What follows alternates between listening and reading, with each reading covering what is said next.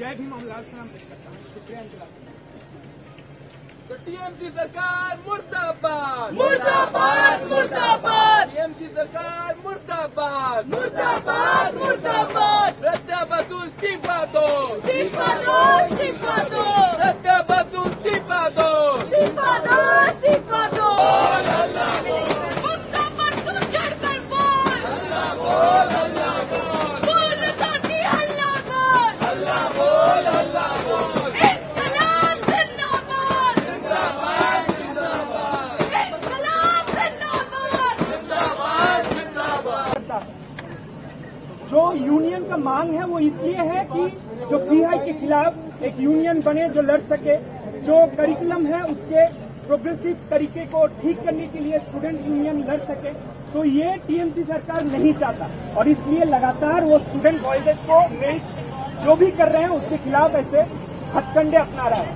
और साथ ही साथ हम देख रहे हैं कि ये बीजेपी का जो मॉडल है, आरएसएस का मॉडल है, उससे कुछ अलग नहीं है, क्योंकि हमने देखा है कि कोविड के बाद हर एक सेंट्रल यूनिवर्सिटी में और तमाम स्टेट्स में जहां बीजेपी भी है सेम चीज कर रहा है कि स्टूडेंट यूनियन इलेक्शन नहीं करवा रहा है और सेम चीज टीएमसी बंगाल में कर रहा है। तो इसके खिलाफ हमें जो है पुरजोर आंदोलन करना होगा। हर एक कैंपस में, यूनिवर्सिटी में हमें स्टूडेंट यूनियन का इलेक्शन इंश्योर करना होगा ताकि हम कैंपस डेमोक्रेसी को उधर बना पाए, ताकि जो एलईपी जो ये भाजपा सरकार ला रही है उसके खिलाफ एक पुरजोर जो आंदोलन हर एक कैंपस में उठे और पूरे देश भर में चले और प्राइवेटाइजेशन, कम्युनलाइजेशन के खिलाफ ये आंदोलन को हम और मजबूत कर पाए।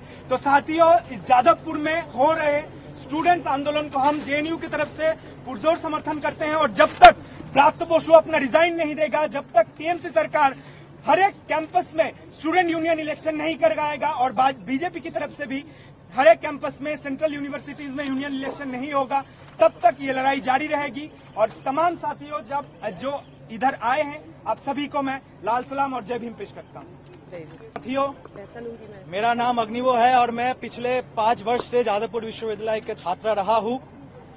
ये बताते हुए मुझे बहुत गर्व महसूस हो रही है कि आज जादवपुर तथा वेस्ट बंगाल से इतना दूर, सैकड़ों किलोमीटर दूर, कुछ छात्र जादवपुर के उन सभी छात्रों के साथ, जादवपुर के उन सभी छात्रों के पास खड़े हुए हैं, उनके साथ सॉलिडारिटी में इन सभी छात्रों के लिए, तमाम सभी छात्र जो यहाँ पे मौजूद है, जो यहाँ पे मौजूद नहीं, उन सभी को मेरे लाल सलाम। मैं ये बताना चाहता हूँ कि जब मैं फर्स्ट ईयर में था 2019 साल में, तब लास्ट जादवपुर यूनिवर्सिटी में छात्र संसद का इलेक्शन हुआ था। आज 5 साल गुजर गया है। छात्र संसद का इलेक्शन का डिमांड बहुत ही एक सिंपल कारण के लिए है, छात्रों को स्कॉलरशिप मिले टाइम पे, छात्रों को अपना लाइब्रेरी का एक्सेस मिले, छात्र हॉस्टल पे रह सके। एक public university, state public university होने के नाते, एक स्टेट पब्लिक यूनिवर्सिटी के स्टूडेंट होने के नाते जादवपुर के स्टूडेंट्स का ये बहुत ही बेसिक डिमांड्स है, जो कि वहां का तृणमूल का सरकार, ममता बनर्जी और ब्रात्य बसु का सरकार छात्रों से हर रोज छीनने का कोशिश कर रहा है। ज्यादा मैं कहना नहीं चाहूंगा क्योंकि मुझे पता है और आप सब लोगों को पता है कि जादवपुर के छात्र और हम सभी कैसे यूनियन इलेक्शन के लिए लड़ रहे हैं। सिर्फ लास्ट में मैं अपना बात खत्म करना चाहूंगा इसी बात को रखते हुए कि एक बहुत ही फेमस गाना है कि ओ बेटा जी, किस्मत की हवा कभी नरम, किस्मत की हवा कभी गरम। तो ये बताना चाहूंगा तृणमूल और सेंटर में बैठे हुए बीजेपी को कि एसएफआई और सारे संगठन जादवपुर में, सारे देश में अपने दावी दवा को लेके, अपने डिमांड्स को लेके, जब हवा गर्म था, जब हवा नरम था और जब हवा में तूफान था, हर समय रास्ते पे थे और हर समय रास्ते पे रहेंगे। 2 दिन पहले जब तूफानी मौसम था, 2 दिन पहले जब जनवरी का इतना ठंडा मौसम था, तब भी एसएफआई लड़ रहा था, तब भी बाकी संगठन लड़ रहे थे और आज भी इस कड़ी धूप में भी सारे संगठन, सारे छात्र यहाँ पे लड़ने आए हैं। इसी बात को कह के मैं अपना बात खत्म करना चाहूंगा। इनकलाब जिंदाबाद। যারা কোনো সংগঠনের অংশ নয়, যারা কলকাতার ছাত্রছাত্রী, যাদবপুরের প্রাক্তনীরা, তাদের ক্যাম্পাসে যেভাবে একজন ছাত্রের উপর দিয়ে শিক্ষামন্ত্রী গাড়ি চালিয়েছে, তাতে আমাদের মনে হয়েছে আমরা যদি আজকে এখানে এসে আমাদের প্রতিবাদটা না করি তাহলে ছাত্র হিসেবে, নাগরিক হিসেবে আমাদের সমস্ত সত্তা ধূলিসাৎ হয়ে যাবে। পশ্চিমবঙ্গের সরকার যদি মিনিমাম বিন্দুমাত্র লজ্জা থাকে, যদি লজ্জার এক্সপেকটেশন আমরা আর করি না, যদি এতটুকু ব্রাত্য বসুর মধ্যে লজ্জা থাকে, তাহলে ওনার ইমিডিয়েটলি পদত্যাগ করা উচিত। অ্যাটেম্প টু মার্ডার এই ধারাতে ওনাকে জেলে পড়া উচিত, ওনাকে অ্যারেস্ট করা উচিত।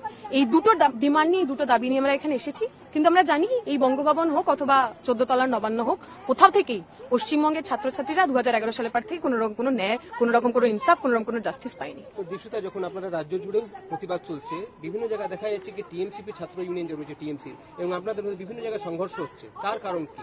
তার কারণ তৃণমূল তো প্রথম দিন থেকেই, তৃণমূল ছাত্র পরিষদের যারা নেতা, আপনি জিজ্ঞেস করবেন তৃণমূল ছাত্র পরিষদের নেতারা লাস্ট টাইম কখন কলেজে গেছিল, কবে তাদের স্টুডেন্ট ছিল। কলেজ, ইউনিভার্সিটি, পড়াশোনা, শিক্ষার সঙ্গে তৃণমূল ছাত্র পরিষদের দূর দূরান্তে কোনো সম্পর্ক নেই।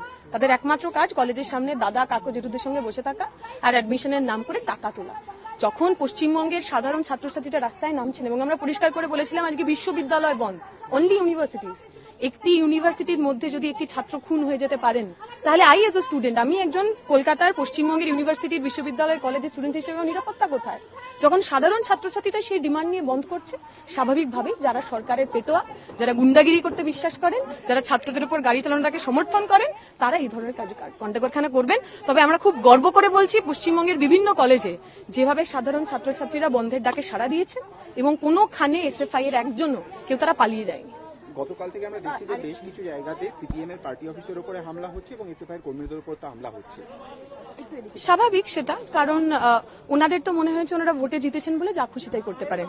ওনাদের যদি ইচ্ছা হয় ওনারা লোকের উপর গাড়ি চালিয়ে দেবেন, ওনার যদি ইচ্ছা হয় তাহলে একজন নৃত্যশিল্পী যিনি নিজের কাজ করে বাড়ি ফিরছেন তাকে ধাওয়া করে খুন করে দেওয়া হবে।